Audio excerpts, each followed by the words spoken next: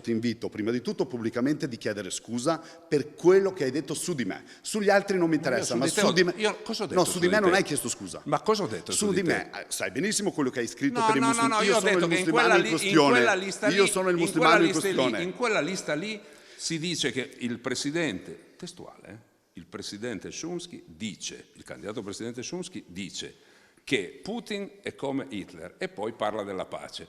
Ma cosa c'entra adesso questo con la battuta su di me? Ma io l'ho scritto e poi ho detto e in quella lista c'è un musulmano. Punto. E quindi cosa vuol non dire? è che ho detto c'è un musulmano cattivo o buono. Cosa vuol dire che chiaro? questo... No, e cominciate bene.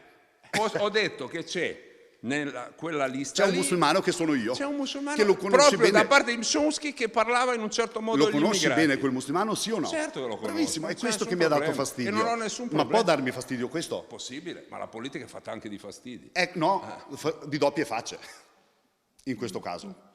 La mia no, la doppia faccia sarà forse di uno che dice che Putin è Hitler di come te il tuo che presidente hai cercato e che una parla degli persona che immigrati e poi fa questo. hai attaccato perché ha scelto un'altra strada, anzi ha mantenuto l'altra strada. Io le cose le ho dette, lui le ha dette. Volete stringervi la mano?